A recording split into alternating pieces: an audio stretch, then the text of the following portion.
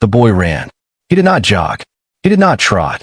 He ran like something was chasing him, even though nothing was, or at least nothing he could name. His worn-out sneakers slapped against the wet pavement of Aldenmoor's financial district, each step sending a small cold splash up the back of his ankle. The early morning fog had not fully lifted, and the glass towers around him rose into gray sky like enormous, indifferent monuments. He was 11 years old, breathless, and carrying a paper bag that was slowly giving way at the bottom from the damp. His name was Kofi. He was not from this part of the city. Nobody who looked like Kofi, patched jeans, a jacket 2 sizes too big, a face shiny with the particular desperation of someone who had not eaten a proper breakfast, belonged in the Aldenmoor financial district at 7:30 in the morning. The people here arrived in black cars. They wore shoes that never looked wet, even in rain. They held coffee cups like weapons and spoke into their phones with the calm authority of people who had never once in their lives been told they could not have something. Kofi had been told that almost every day of his life. He ducked under the awning of Mercer Tower, the tallest building in the district, 64 floors of glass and steel owned by one man, a man whose name appeared on buildings in hospitals and tech campuses across 3 continents. He pressed himself against the wall, trying to catch his breath, clutching the bag to his chest now that the bottom had finally given out. Inside the bag was a single item, wrapped loosely in a piece of cloth that had once been a shirt. A necklace. Not a valuable necklace. At least, not in any way that a person walking past would recognize. It was old, tarnished in places, with a pendant shaped like a small disc etched with a symbol Kofi had never been able to fully make out. His mother had worn it every day for 9 years. She had stopped wearing it 4 months ago. Around the same time, she stopped being able to get out of bed without help. Kofi was not supposed to have taken it. But Kofi had a plan, and the plan required this necklace, and the plan involved the man who owned this building, and the plan was the kind of plan that only an 11-year-old boy with absolutely nothing left to lose would come up with at 3 in the morning while listening to his mother cough through a wall thin enough to hear everything. He straightened up, took one more breath, checked the necklace was still safe. He had not slept. Not really. He had lain in his bed from 10 o'clock to 3 o'clock with his eyes open, listening to the building settle around him. The pipes in the wall, the television from the flat downstairs, the distant sound of the city that never fully went quiet. And then at 3, his mother had coughed. A long fit, the kind that lasted nearly a minute, the kind that had been getting longer and harder and more frequent, the kind the doctor had described in clinical terms that all translated to the same thing. Time is running out. He had lain there after the coughing stopped, and he had felt something shift in him. Not despair. He had already been through despair. Despair had been the first 2 months, the months of forms and letters and rejections, and waiting rooms, and the particular humiliation of being poor in a medical system that is very polite about telling you it cannot help you. Despair had done its work and moved on. What was left was something simpler and harder and more durable. Determination. He had gotten out of bed. He had sat at the small desk in his room where he did his homework, and he had opened his laptop. An old machine, slow, the battery irreparably degraded, so it had to stay plugged in, and he had typed the name Elias Mercer in his search bar and spent the next 4 hours reading everything he could find. The company profiles, the foundation website, the interviews, the profile pieces in magazines that described Mercer as visionary, formidable, private. He had read about the businesses and the philanthropy and the family. He had read about Jonas Mercer, the grandfather, the self-made man from a small village in the South who had built an empire with his hands and his mind, and his refusal to be told he couldn't. At 7 in the morning, stiff from sitting, he had looked at the necklace. He had thought about what his mother had told him about her grandmother. The woman who had held this pendant between her fingers and called it a map. The woman who had raised his mother's mother in a small flat in the city with nothing but her hands and her stubbornness and her belief that the people she had left behind were still, somewhere, part of a larger story. He had picked up the necklace. He had wrapped it in the cloth. He had put it in the paper bag. He had gone. He pushed through the revolving glass doors and walked into the lobby of Mercer Tower. The lobby alone could have swallowed his entire apartment building. The floors were pale marble, veined in dark gray. A waterfall feature ran along one wall, a thin sheet of water sliding silently down etched stone. The ceiling was 30 feet high and made almost entirely of glass, so that even on a gray morning, the space felt open and lit from within. There were 2 security desks, long curved, unmanned on the left and staffed on the right by a guard who looked up the moment Kofi walked in. The guard's name tag said Benson. He was a big man, thick in the shoulders, with a face that had been trained by years of this job to communicate a very specific message to certain people at certain times of the morning. The message was, "You were in the wrong place. Help you," Benson said. He did not stand. He leaned forward slightly, resting his forearms on the desk.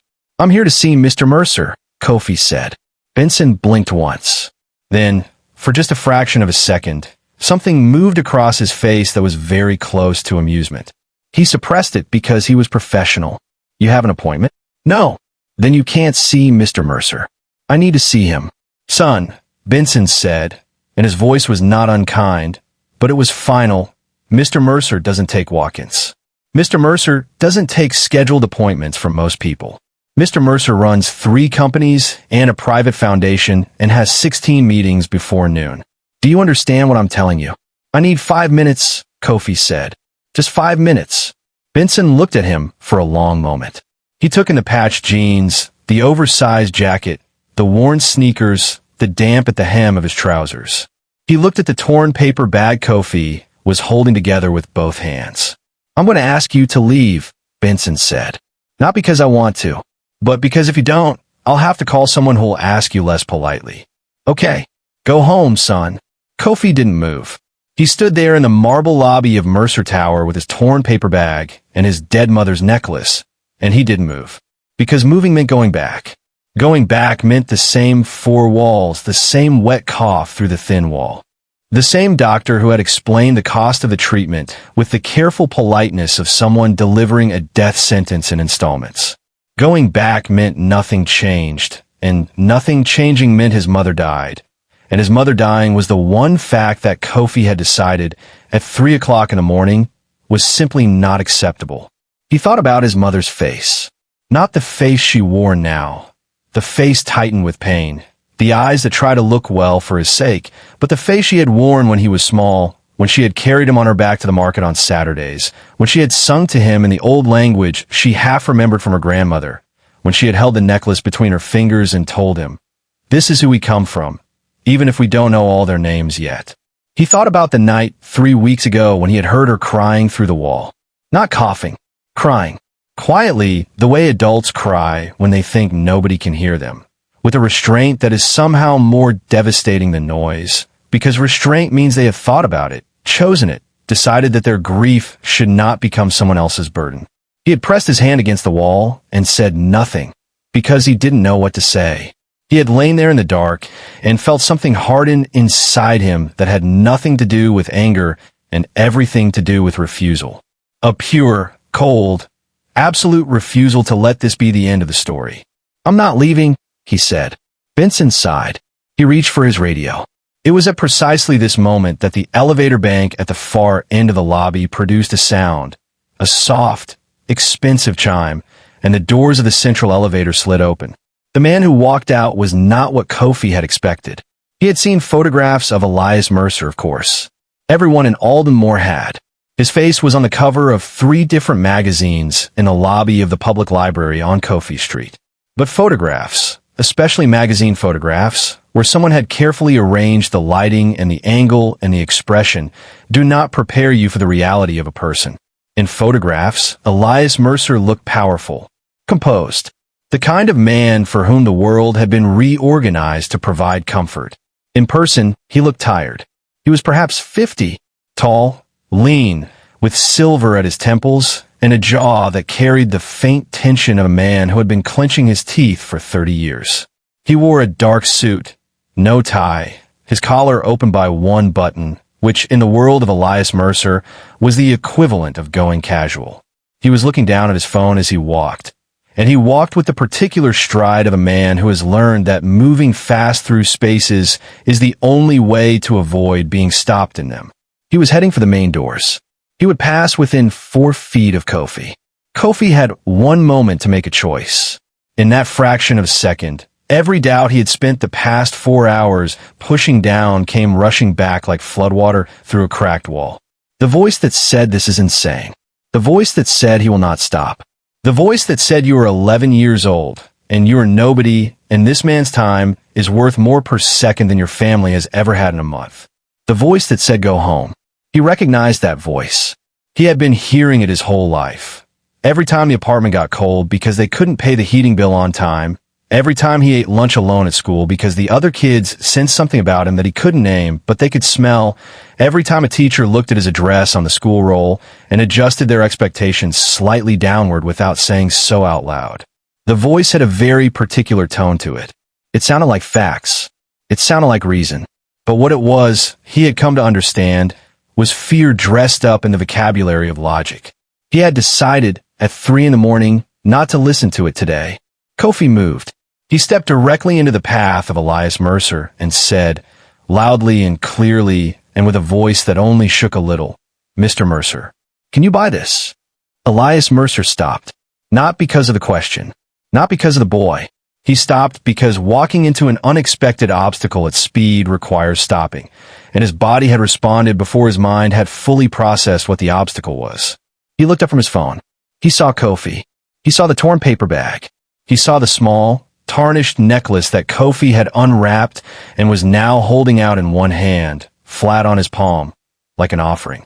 For 3 full seconds, Elias Mercer looked at Kofi with the expression of a man who has just encountered something that does not compute. Then Benson was there, stepping around the desk, his hand extended. "I'm sorry, Mr. Mercer." He wouldn't leave. "It's fine," Mercer said. He had not looked away from Kofi. His voice was flat, controlled, carrying the particular neutrality of a man who has trained himself not to react before thinking. He looked at the necklace. He looked at Kofi's face. "How old are you?" 11, Kofi said.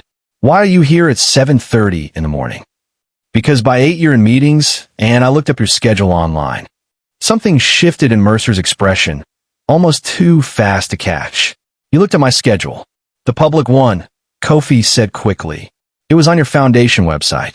The morning slot before your first meeting is the only window you don't fill. I figured this was my best chance." Mercer stared at him. Then he looked at the necklace again. "Walk with me," he said. Benson blinked. "Sir," I said, "walk with me." He looked at Kofi. "You have until I reach my car. It's parked 2 blocks away." "Talk." Kofi talked. He talked fast because 2 blocks in the Aldermore Financial District is not very far when you are walking with a man who moves like he's perpetually late. He talked the way he had rehearsed it in his head since 3 o'clock that morning. Not with tears, not with pleading, but with facts. His mother's name was Adwoa. She had been sick for 4 months with a condition that the doctors at Aldermore General called progressive pulmonary fibrosis, a scarring of the lungs that, untreated, would kill her within a year, and possibly sooner. There was a treatment. It was expensive. It was not covered by their insurance, which was the cheapest plan available, the kind that existed more as a concept than as a practical reality. The cost of the treatment was $47,000 for the first phase alone. Kofi's family did not have $47,000. Kofi's family did not have $4,000. They barely had $400. "I went to the hospital charity office first," Kofi said, because Mercer's expression had not changed and he could not tell if he was being heard, so he kept adding detail the way a person piles weight on a scale hoping to tip it. "They told me we don't qualify for the full subsidy because my mother worked last year. She can't work now, but they count the previous year's income. I wrote 3 letters to the insurance company. I went in person once. The woman at the desk was kind about it. I could tell she felt bad, but kind doesn't change the numbers." He paused. "I looked up every grant and foundation and charity in Aldermore that covers medical costs. I applied to 6 of them. 2 rejected us. 3 haven't responded. 1 sent a form letter saying they'd get back to me within 8 to 12 weeks. He said this last part with a flatness that was more devastating than bitterness would have been, because it was the flatness of someone who has encountered systematic indifference so many times that it started to feel like weather. Not personal, not targeted, simply the climate you live in. Mercer walked. He listened. He did not look at Kofi while he walked. He looked straight ahead, and his expression did not change, and he did not say anything. And Kofi began to feel the specific terror of a person who is not sure whether they are being heard. They crossed the first intersection. The financial district moved around them. Someone in a gray coat talking rapidly into an earpiece. A courier weaving between pedestrians on a bicycle. A woman outside a glass-fronted cafe staring at her phone with a particular blank concentration of someone reading news they don't want to believe. Kofi pressed on. She was a seamstress, he said. My mother. She worked from home, made alterations, took in orders from people who needed suits fixed, wedding dresses hemmed. She was good at it. She was really good at it. She had a box of business cards she printed herself. She had 3 regulars who'd been coming to her for years. He stopped himself because he could feel his voice changing shape, and he had decided at 3 in the morning firmly that he was not going to cry. Not because crying was wrong, but because he needed Mercer to hear the situation and not the grief. And grief, he had learned, has a way of making powerful people look away rather than lean in. She can't do it anymore. Her hands shake from the medication. She can't sit at the machine for more than 10 minutes without her breathing getting bad. Mercer said nothing. 1 block left. The necklace, Kofi said. They were halfway down the 2nd block now. He held out again, his arm steady, even though something in his chest was not. My mother wore it every day. She stopped when she got too sick. I thought if I brought something, if I had something to offer, it would be different from just asking for money. She'd kill me if she knew I took it. But it's all I have. It's the only thing I have that's worth anything. He said this last sentence and felt the truth of it land on him fresh, because he had said it in his head 100 times in the past week, but saying it out loud in the cold morning air made it real in a way that thought does not. It was the only thing he had, and he was willing to give it away. Not because he didn't value it, because he valued something else more. Mercer stopped walking. They were standing in front of a coffee kiosk, the vendor glancing at them briefly before looking away. The street around them was filling with a morning rush. People pouring out of the underground station half a block away, merging into a river of commuters, all of them flowing with purpose. None of them looking at the man in the expensive suit, standing still on the pavement, beside an 11-year-old boy holding a tarnished necklace. Mercer turned and looked at the necklace.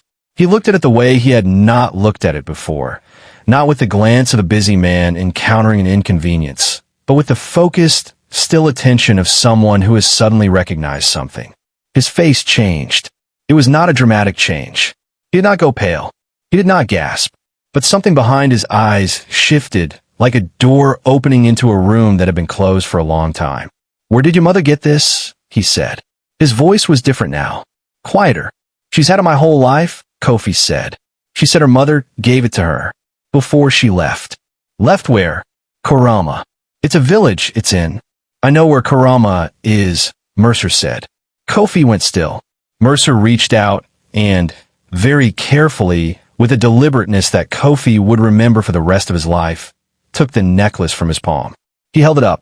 The tarnished pendant caught the thin morning light, and the symbol etched into it. The one Kofi had never been able to fully make out, became briefly, clearly visible. It was a circle divided into 3 sections, with a small cross shape at the center. This is a Mercer family crest, Mercer said quietly. He looked at Kofi, a very old version of it, before my grandfather redesigned it. The world seemed to narrow around Kofi. What? The pendant. The symbol. My grandfather had these made, 40 of them, in the early 1960s. He gave them to people in his village. People he considered family. People he was leaving behind when he moved to the capital to start his first business. Mercer turned the pendant over. On the back, barely visible beneath the tarnish, were 2 tiny initials. He tilted it to show Kofi. J.M. Jonas Mercer. My grandfather. Kofi stared at the initials. He felt something very strange happening in his chest. Not quite understanding, not quite relief, something that hadn't found its shape yet. My mother's mother was from Karama, he said slowly. What was her name? Mercer said. I don't know her real name. My mother always called her Nana Esa. Mercer closed his hand around the necklace. He was very still. When he opened his hand again and looked at it, his face carried an expression that Kofi did not have the vocabulary for at 11 years old, but that he would understand much later in life as grief and recognition arriving at the same time. "Yes, I answer," Mercer said quietly. "She was my grandfather's youngest sister. She married a man from another village, and they lost contact in the 1970s. He looked at Kofi. "We spent years trying to find her branch of the family." For a long moment, neither of them said anything. The commuter traffic flowed around them.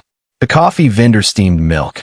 A bus rumbled past with an advertisement for life insurance on its side. "Is this real?" Kofi said. He hadn't meant to say it out loud, but it came out anyway. Mercer almost smiled. "I have no way to confirm it standing on a pavement in the morning. But yes, I believe it is." "So your Kofi stopped." The thought was too large to complete cleanly. "I don't know exactly what we are," Mercer said. "Not yet, but I intend to find out." He looked at Kofi for a long moment. A different kind of looking than before, not the assessment of an important man encountering an inconvenience, but something more careful, more searching, as if you're trying to see through the surface of things to whatever was underneath. "Your mother," he said. "Adwoa. Tell me her surname." "Asante." Mercer nodded slowly. He pulled out his phone. He typed something quickly, then put it to his ear. He held up one finger at Kofi, "Wait," and took 3 steps away, turning slightly, so the conversation was private. Kofi waited. He stood on the pavement of the Aldenmore Financial District with his torn paper bag and his empty hands, and he waited, and the waiting felt completely different from any waiting he had done before in his life. Because before this moment, waiting had always been something that happened while the world refused to move. This waiting felt like the moment before a door opened. Mercer's conversation lasted less than 2 minutes. He walked back to Kofi. "I need you to take me to your mother," he said. "Now," Kofi said. "Is she at home?" "She's always at home." Then now. Kofi's apartment was not in the financial district. It was not even close to the financial district. It was in the Wequi Flats, a neighborhood that city maps included, but city plans tended to ignore, a dense grid of low-rise apartment blocks. Most of them built in the 1970s and maintained with the minimum effort required to keep them technically habitable. The streets were narrow, and the buildings were close together, and the windows were small. And in November, when the light came thin and gray from the north, the whole neighborhood existed in a kind of permanent mild dusk. Mercer's car, a long, dark sedan driven by a man who said nothing the entire journey, pulled up outside Kofi's building like a ship docking at an unexpected port. 2 of the kids from the 4th floor were sitting on the front step, and they stared at the car with undisguised fascination as Kofi climbed out, followed by a man in an expensive suit who moved like he owned the pavement he walked on. The elevator in Kofi's building did not work. It had not worked since August. They walked up 4 flights of stairs. Mercer said nothing on the way up, but Kofi noticed that his jaw had tightened in a way that had nothing to do with physical effort. He was looking at things: the water stain on the wall of the 2nd floor landing, the broken light fitting on the 3rd floor, the handwritten notice taped to the door of 4B asking whoever had been leaving their bicycle in the corridor to please stop. He was looking the way a person looks when they're taking inventory of a reality that they have kept at a distance for a long time. Kofi unlocked the door to 4D. The apartment was small and clean. Kofi's mother had standards that illness had not been able to fully defeat, though the effort of maintaining them was taking more from her every week. There was a sitting room that opened onto a narrow kitchen and a short corridor that led to 2 bedrooms. The walls had photographs on them. Adwoa as a young woman, Kofi as a baby, a woman Kofi knew as his grandmother, captured in a faded print with the warm, oversaturated colors of a photograph taken in a different decade, in a different country, in a different light. And there, on the sofa, wrapped in a blanket despite the heating being on, was Adwoa Asante. She was 38 years old, and she looked 60. The illness had done that. Not suddenly, but methodically, the way a tide reshapes a coastline, gradually and then all at once. She was thin in the way sick people get thin, not the thinness of choice but of depletion, the body borrowing from itself. Her eyes, though, were exactly the same as Kofi's, dark, sharp, capable of seeing through things. She looked at Kofi. She looked at the man standing behind him. She looked at Kofi's empty hands.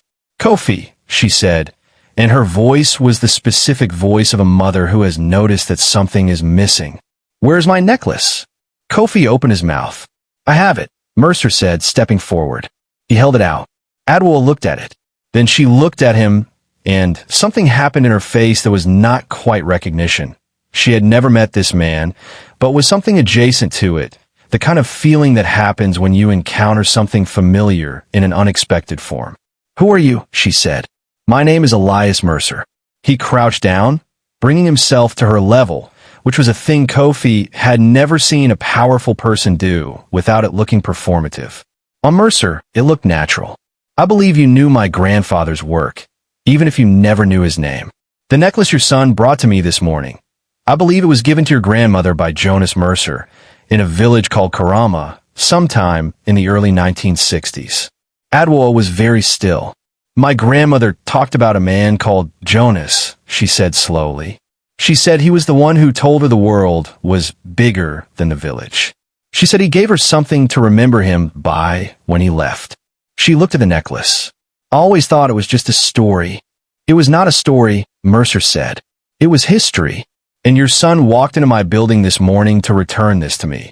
Except he wasn't trying to return it. He was trying to trade it for your life." Adwoa looked at Kofi.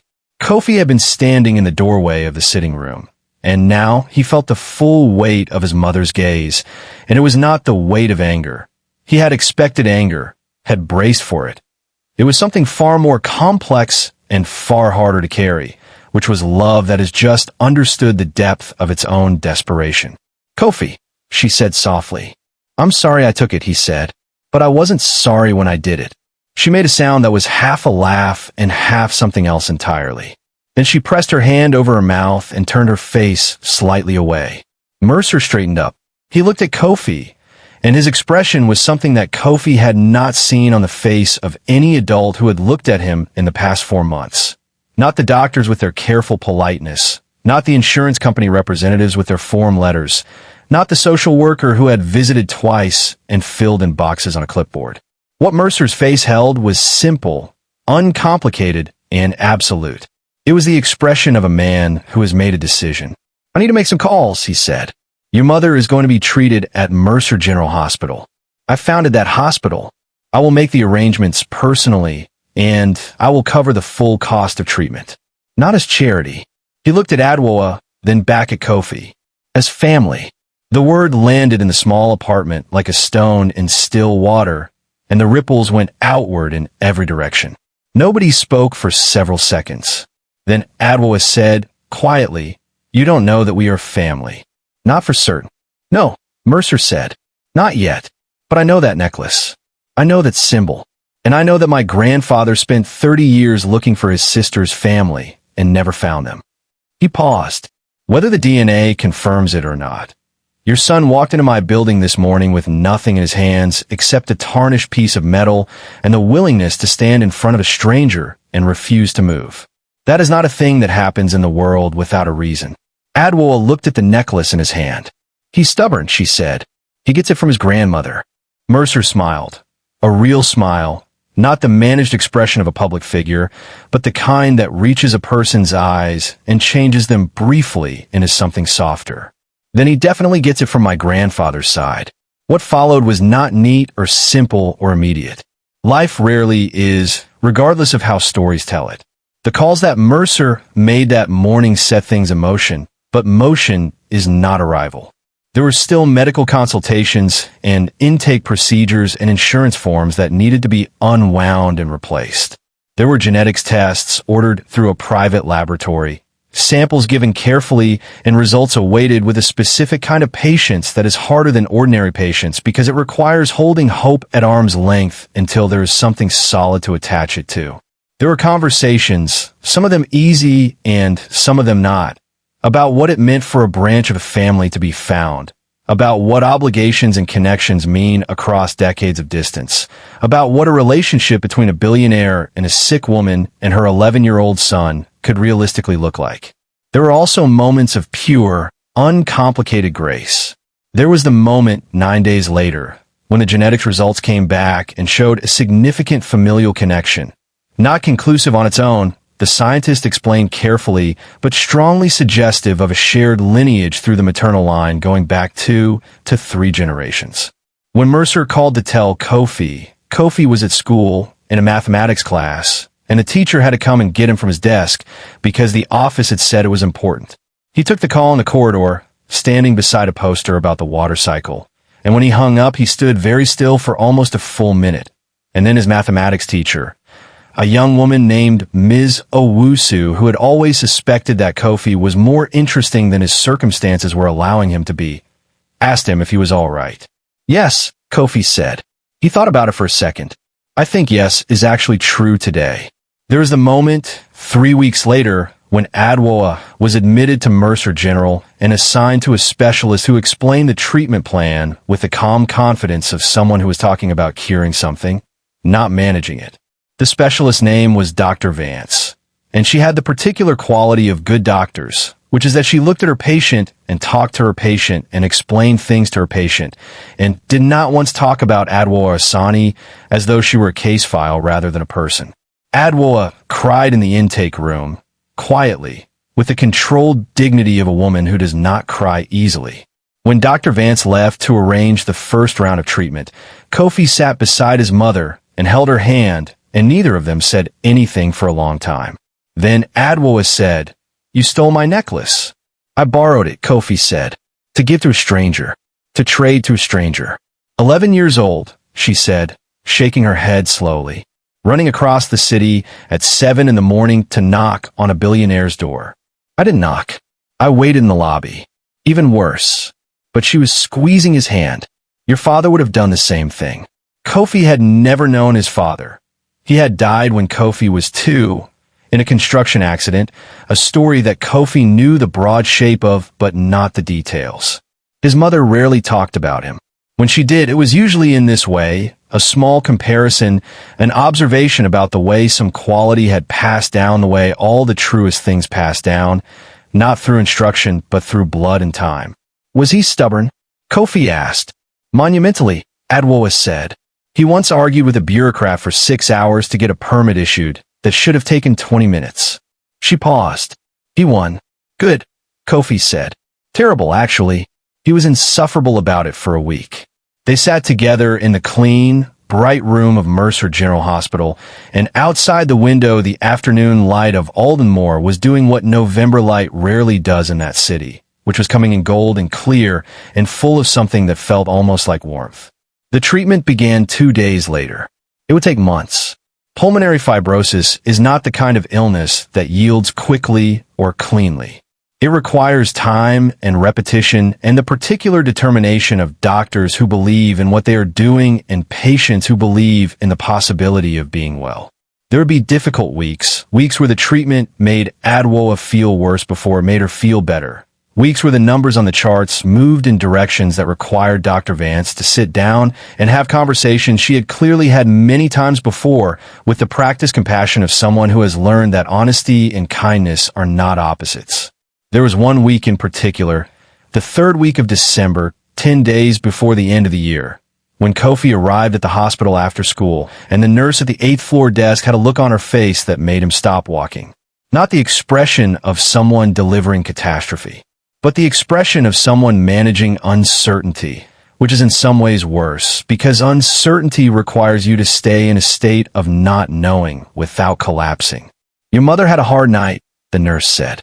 Her name was Blessing, and she had been kind to Kofi from the first day in a way that felt genuine rather than professional.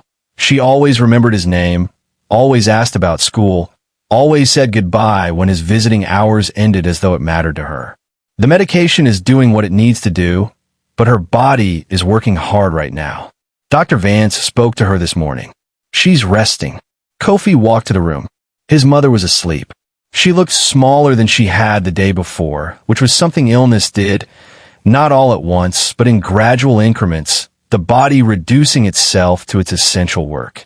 He sat in the chair beside her bed and did not turn on the television and did not do his homework and did not do anything for a long time except look at her breathing, watching the small rise and fall of her chest with a focus that was almost muscular, as though his attention itself was doing something useful.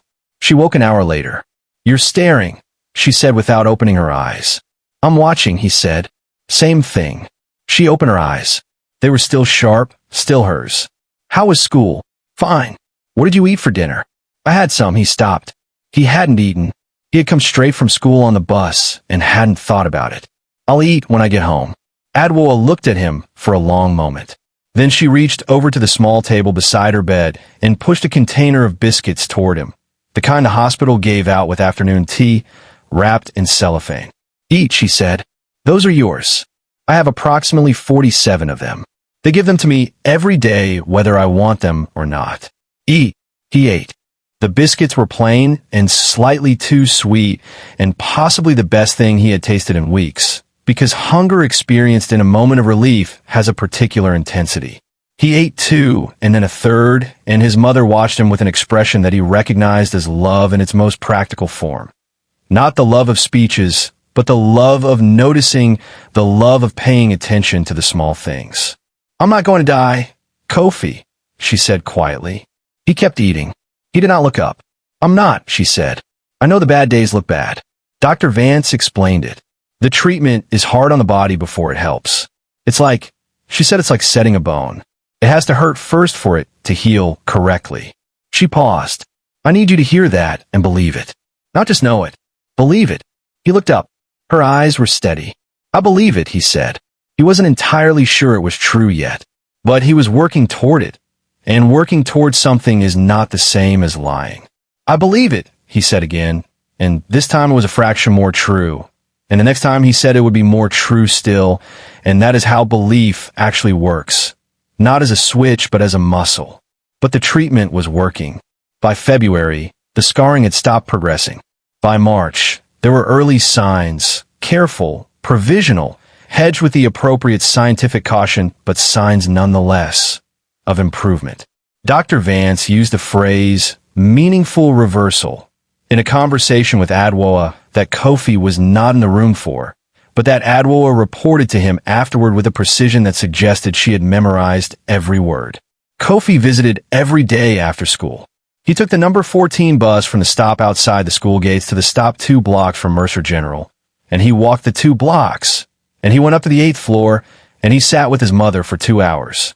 Sometimes they talked. Sometimes they did homework together. His homework. Mostly, though Adwoa had opinions about algebra that she had not been asked for and offered anyway. Sometimes they watched television with the volume low and let the silence be comfortable, which is something that only people who genuinely love each other can do, and which Kofi had never been able to do with anyone else.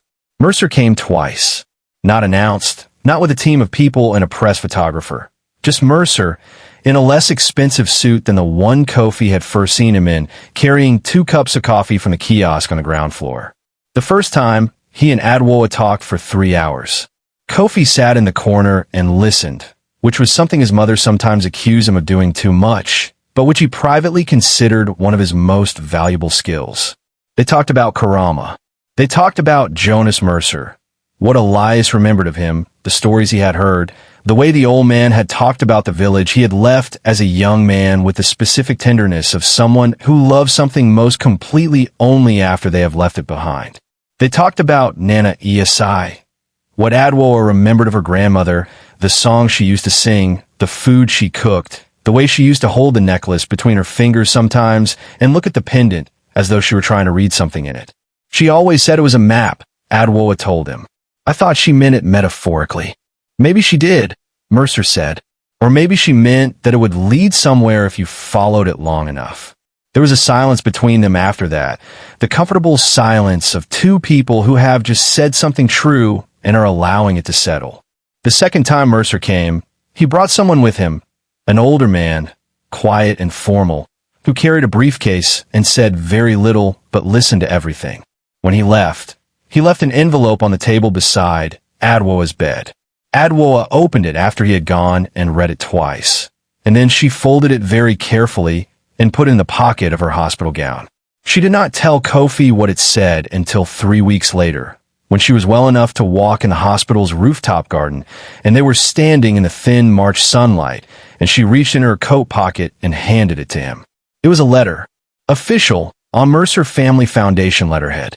It outlined the establishment of a trust, education, housing, future medical needs for Adwoa and Kofi Asani, pending the ongoing verification of family connection that the genetics team was continuing to work on.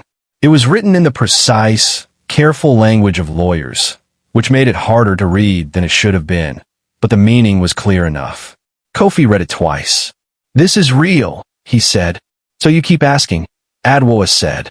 There was a familiar dryness in her voice, the dry tone that meant she was fully present, fully herself, fully alive in a way that she had not been 4 months ago, and that Kofi had been afraid, in his worst 3 in the morning moments, she might never be again. "Yes, it is real. And you trust him?" Adwoa looked out over the city. From the rooftop, all the more spread in every direction.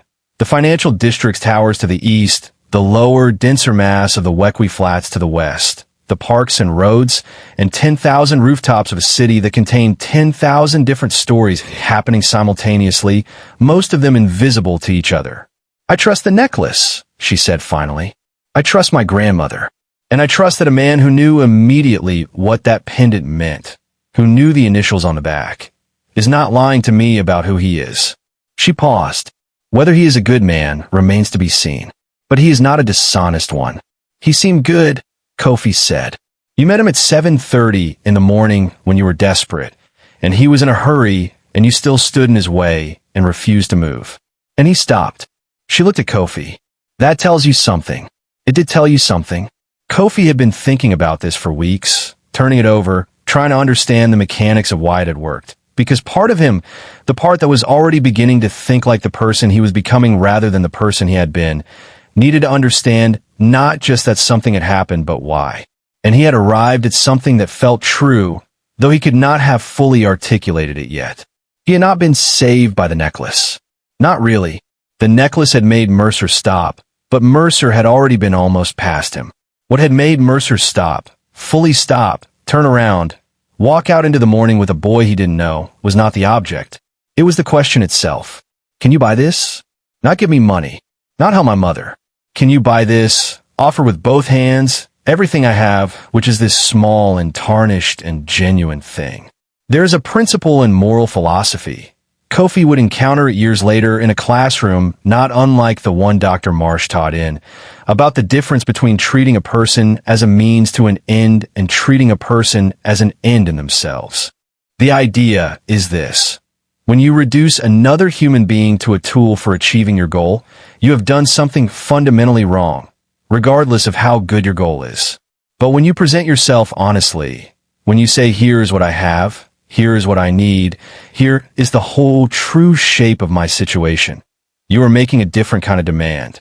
Not a demand that takes, a demand that asks. Kofi had asked, and Mercer, who had been walked past and talked at and lobbied and petitioned for 30 years by people who wanted things from him, had recognized the difference. Maybe without fully knowing he recognized it. Maybe just in the way the body knows things before the mind catches up. He had stopped. By the summer, Adwoa was well enough to go home. Not cured. The disease would require ongoing management, ongoing treatment, the particular vigilance of someone who has learned that the body requires attention rather than assumption.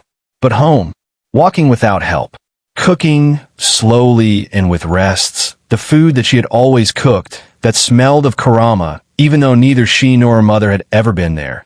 The recipes passed down through the maternal line, the way all the most important things are passed down in the hands and the nose and the memory of the body. The apartment in the Wequi Flats looked different to Kofi now. Or maybe he looked at it differently. He was not sure which. But the four walls that had felt like a trap in November felt like something else in July. Smaller than he wanted, still but his.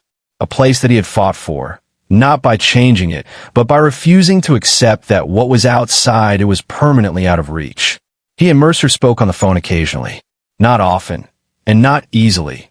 Mercer was not a man who was naturally comfortable with the informal register that phone calls require, and Kofi was not sure yet what to make of this complicated new branch of his life. But occasionally, Mercer asked about school. Kofi asked about the foundation.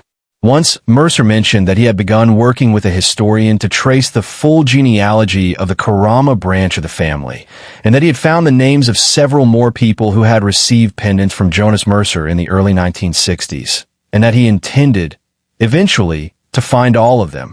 "How many are there?" Kofi asked. 40 originals, Mercer said.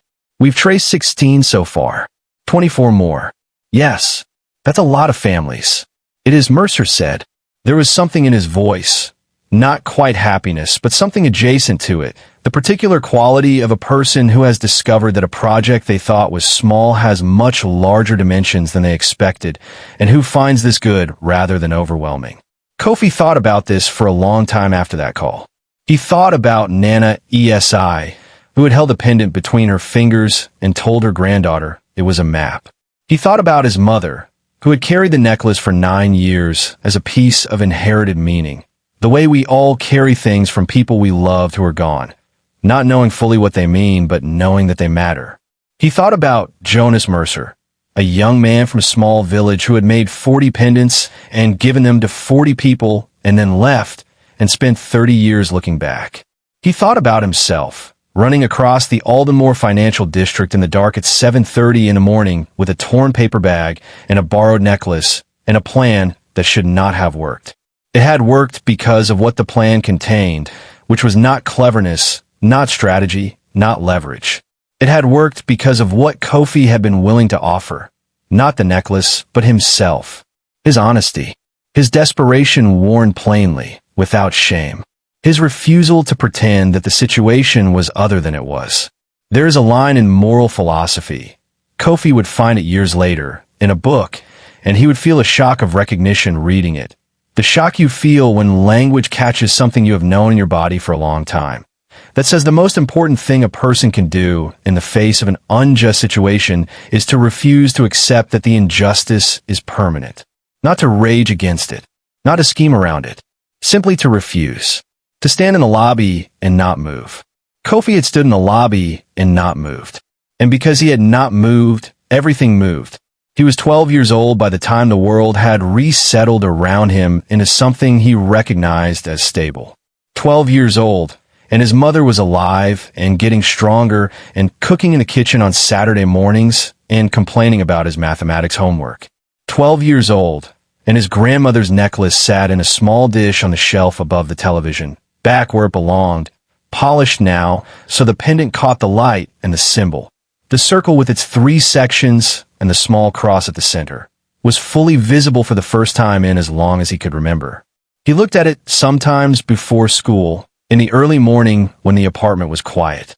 He had never stopped wondering what it would have looked like to do something and have it not work. To walk across the city at 7:30 in the morning and stand in a lobby and refuse to move and have a security guard call the police, have the morning pass into nothing, have the plan fail in the way that plans built on desperation mostly fail. He had never stopped knowing that the thing he had done was not guaranteed to succeed and had been the right thing to do regardless. Because there are situations in life where the only question is not what will work, but what you can live with having tried. He had tried. He had stood in front of an enormous building and asked the most ridiculous, impossible, genuine question he had ever asked in his life. "Can you buy this?" And the answer had not been what he expected. The answer had been larger than the question. The answer had been, "This is not something to buy.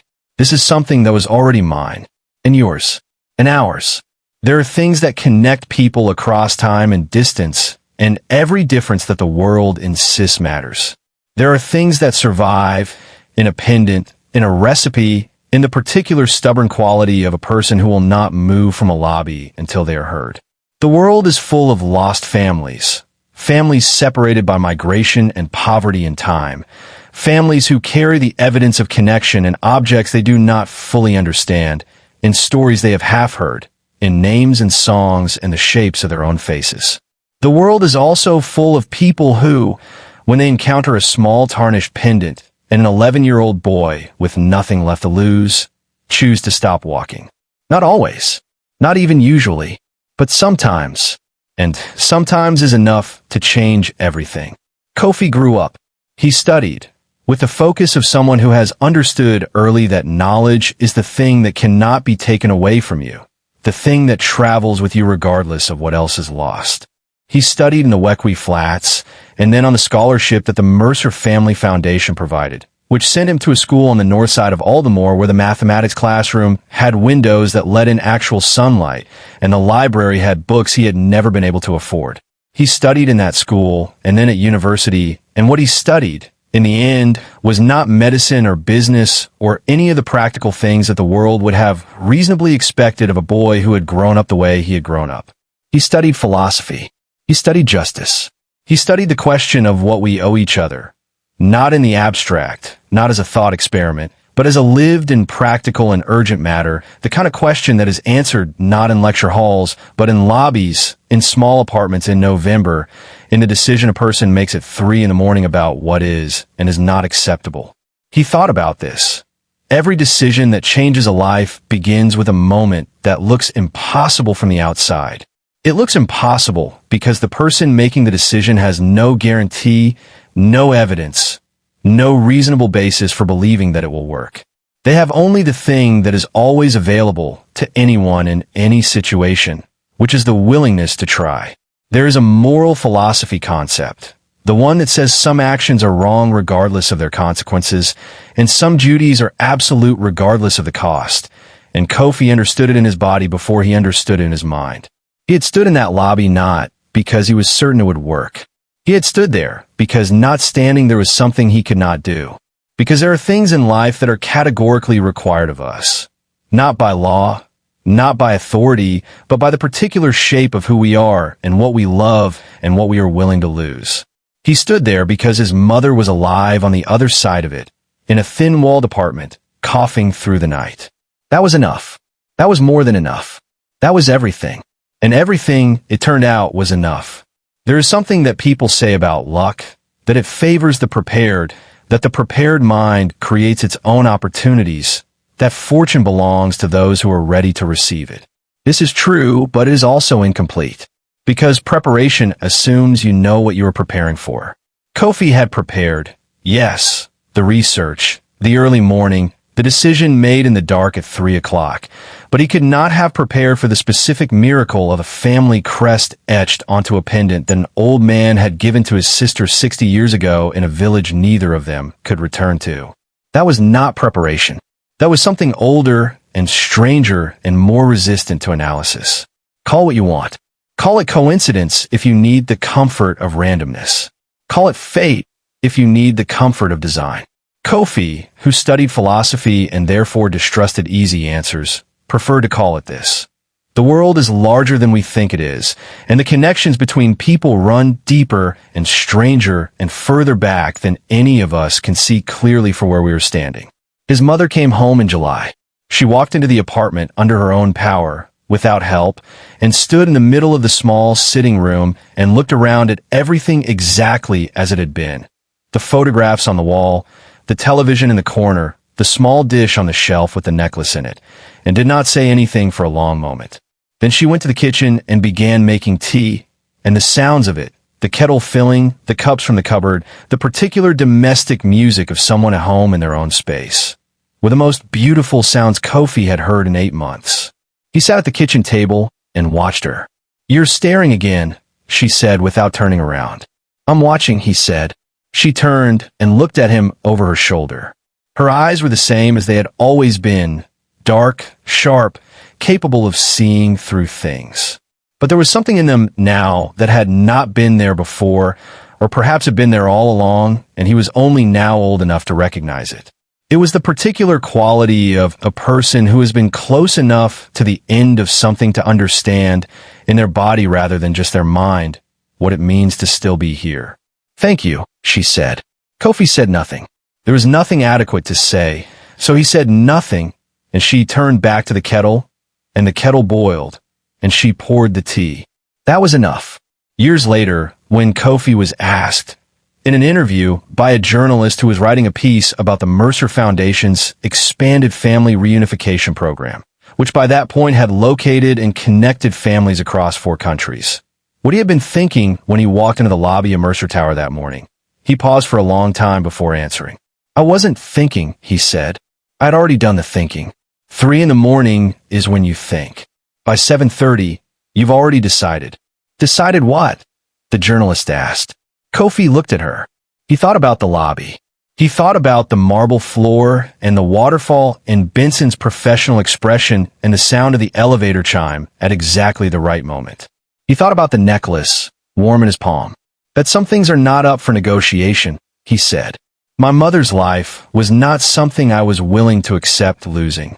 Once I decided that, really decided, not hoped but decided, the rest was just logistics. But you didn't know it would work. No. You could have walked in there and had nothing come of it. Yes. And you went anyway. Yes. The journalist looked at him for a moment. Why? Kofi thought about this. He thought about what he had learned across the years, about the difference between right and wrong, about consequence and duty, about what we owe each other and why. He thought about his mother, standing in the rooftop garden, looking out over the city, telling him she trusted the necklace. Because, he said, the question of whether something will work is separate from the question of whether you should try. The journalist wrote this down. Outside the window, Aldenmore went on being itself, enormous and indifferent and full, as all cities are, of 10,000 simultaneous stories, most of them invisible to each other, nearly all of them hinging, at some critical point, on whether someone decided to stand still and refuse to move. The journalist looked up from her notebook. She was young, not much older than Kofi himself, and she had the quality of someone who had studied how to ask questions and had not yet fully learned how to sit with the answers. She pressed on. The foundation program, she said, the one you now run, the one that finds families. Was it your idea or Mercer's? Both, Kofi said. Neither. It was the natural consequence of what happened to us. He paused. When we found out there were 40 pendants, 40 families. That Nana ESI was not an exception, but part of a pattern. It seemed obvious that the work wasn't finished. You don't find one branch of a lost family and declare the story over. But you run it now. Not Mercer. Elias sits on the board. He funds it. But yes, I run it. He looked at her steadily. Because I know what it is to be on the other side of it. And I know what it takes to walk through the door. She wrote something in her notebook. Do you think, she said carefully, that any of this would have happened if the necklace hadn't been what it was? If it had just been a necklace? If Mercer hadn't recognized the pendant? It was the question he had been waiting for. The one that had teeth. Kofi was quiet for a long moment. Through the window of the foundation office, a clean, quiet building 3 streets away from the Wequi Flats, close enough to its origins to remember them. He could see the same narrow streets he had grown up on, the same low rooftops, the same compressed angle of sky that people in the financial district never noticed because their buildings were too tall for it to feel precious. No, he said, I don't think it would have. The journalist blinked. She had been expecting something more hopeful. But here's what I believe, he continued. I believe the necklace was always there. My mother always had it. Nana ESI always gave it to her. Jonas Mercer always made 40 of them. That history existed whether anyone was paying attention or not. He leaned forward slightly. The question is not whether the door existed. The question is whether someone had the courage to knock on it.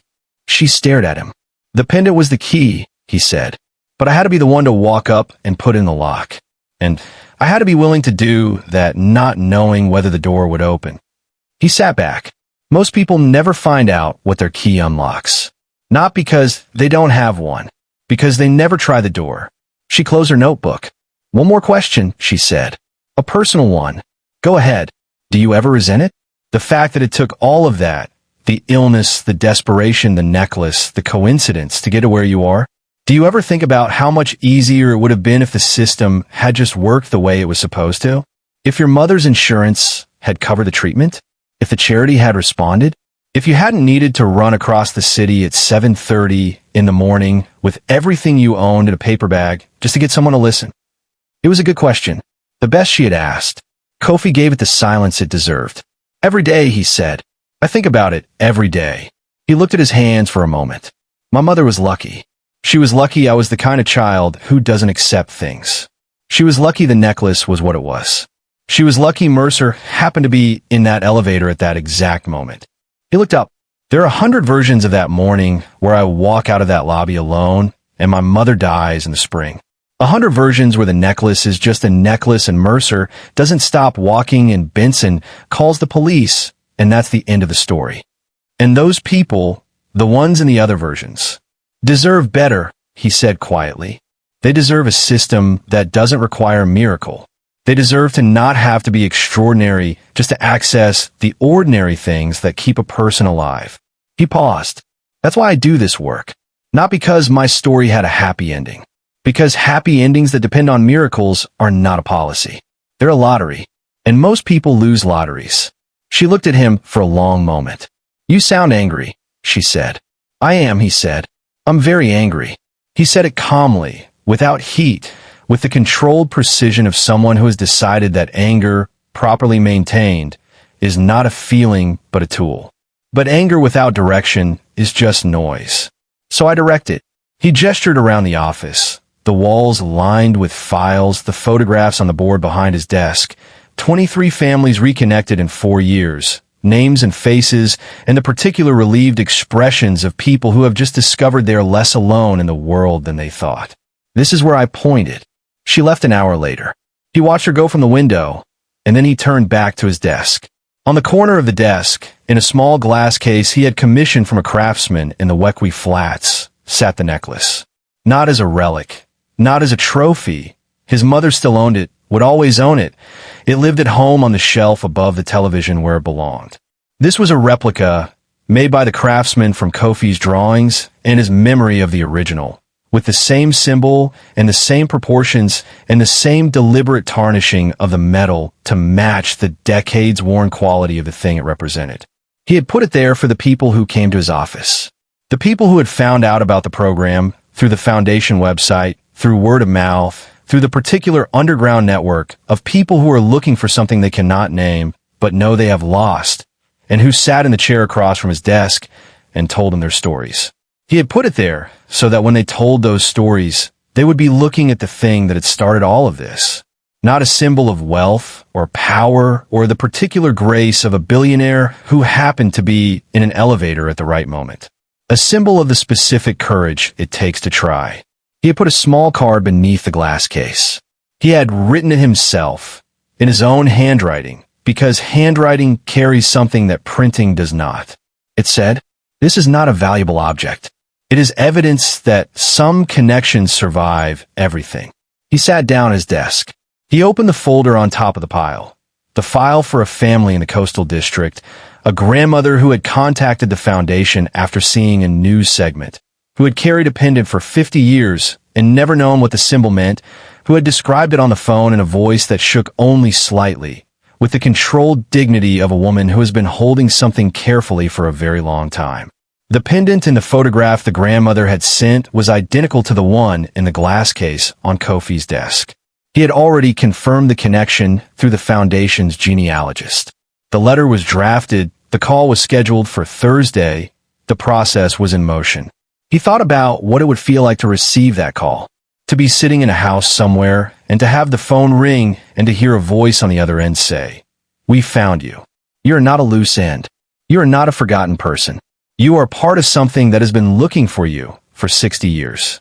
He thought about it, and then he stopped thinking about it, because thinking about it made it hard to work. He picked up his pen. Outside the window, Aldenmore was loud and gray and relentlessly, magnificently alive. The buses and the market stalls and the school children and the old men outside the barber and the women carrying groceries and the teenagers on bikes, and all of it, churning forward with the energy of a city that never quite pauses long enough to notice the 1,000 small connections running through it like wires beneath the ground, invisible and essential, carrying something from one place to another without anyone above the surface knowing it is happening. Kofi knew it was happening. He knew it because of what had happened to him, yes, but also because of what he had learned in the years since, that the world is not actually as disconnected as it looks. That the distance between people who should know each other is almost always smaller than it appears. That what separates a found family from a lost one is often just the willingness of one person, one stubborn, desperate, clear-eyed person, to stand in the right doorway and refuse to move until someone opens the door. He wrote the first line of the letter to the grandmother in the coastal district. He wrote, "Dear Mrs. Owusuwa, my name is Kofi Asani, and I am writing to tell you that we have found the rest of your family." He paused. He read it back. He kept it exactly as it was. He kept writing. If this story found you at the right moment, if something in Kofi's stubbornness or Adwoa's dignity or the quiet miracle of a tarnished pendant connecting two families across 60 years of distance spoke to something you needed to hear today, please take 5 seconds to like this video, drop a comment telling us which moment hit you the hardest, and subscribe so this channel keeps growing and keeps telling stories that matter.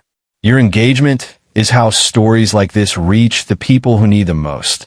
Share it with someone who needs a reminder that some things survive everything.